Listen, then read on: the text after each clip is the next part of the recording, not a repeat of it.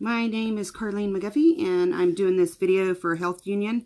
I am a hepatitis C advocate, and by far the most common way that hepatitis C is spread is through IV drug use. And so I just wanted to share a little bit of information about hepatitis C and IV drug use. So hepatitis C, unlike HIV dies as soon as it hits the air or, really quickly thereafter. However, hepatitis C is very, very hardy and can live up to 6 weeks on surfaces, and in particular at the head of a syringe. And so whenever people shoot up, it's really important that they change out the water, the cotton, the needle, and that they don't reuse anything, and that you don't just bleach things out, swirl a glass and think that that's enough because you don't see any blood or it's not pink or the water has no evidence of being contaminated, because this virus is so small and so tiny that it can definitely live on the wall of a glass for days and even weeks at a time and be transmitted that way. Some statistics say that up to 90% of people who are IV drug users are infected with hepatitis C. It is the absolute most common way that this virus is spread. We hear a lot about the opioid epidemic, and I guess it makes sense that we're trying to keep people alive. And so hepatitis C gets kind of pushed to the back burner whenever we're concerned about overdose, and that's happening, 150 overdoses every single day. But it's really important that we keep this hepatitis C conversation going and at the forefront of the opioid epidemic, because it is a part of what's happening in this, people that shoot up. It's real, and there's so much misinformation. James and I have tested people across the country in rural areas in particular where the opioid epidemic has taken the strongest root, and we have found our clients are just really wonderful, precious souls that are worthy of life and worthy of our very best efforts to preserve their lives and to reduce the harm that they're doing excuse me, to themselves and others. One moment. I'm so sorry.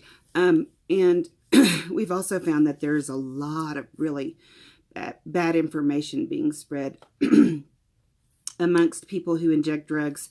For instance, we hear this all the time, and I'm not even sure really what it means, but people think that they can give it to themselves. And so a lot of times people will say, is it true? Can you give it to yourself? Or, and the answer is no, it's only spread blood to blood. I don't even know where that misconception came from, but it's a big one. And so there's a lot of misconceptions.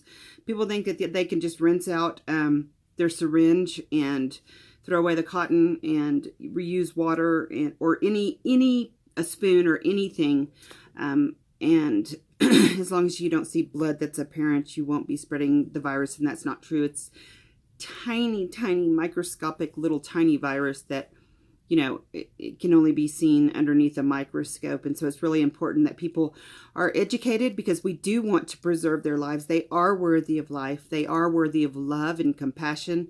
And we see a lot of the efforts that are putting in the money that's been put towards the opioid epidemic is to bolster our prison systems and our police forces and our kind of punitive efforts. And in fact, I think we all know, and we say this about children, that the only way to really change people is with love and positive affirmations. And certainly people that do drugs and are drug addicts break the law, and they need to be held accountable. So it's not all mushy-gushy, kumbaya. And yet I think that we need to be considering how we can really serve this community with compassion and resources that don't involve punishment, because punishment in general just doesn't work to rehabilitate or recover people out of their problems. Love is the answer. I know that sounds really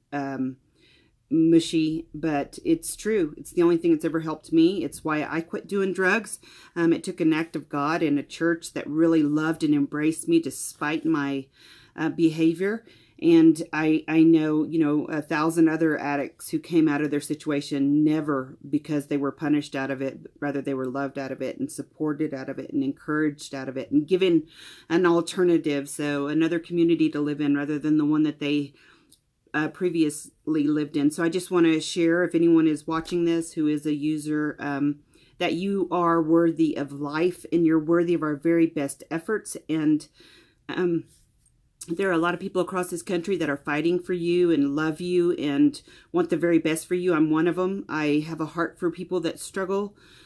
If it wasn't for God's grace, it would absolutely still be me. And so, and you know, God did deliver me, and he did a lot of great things for me. I have a wonderful husband and 6 children. It's been years since I left that lifestyle. But I know that there are other people out there who are struggling, and yet God has big plans for you. And I love you, and I know others do too, and there's hope for you. So hang in there and keep trying. That's it. That's all I can say is, you know, just really keep trying and don't give up.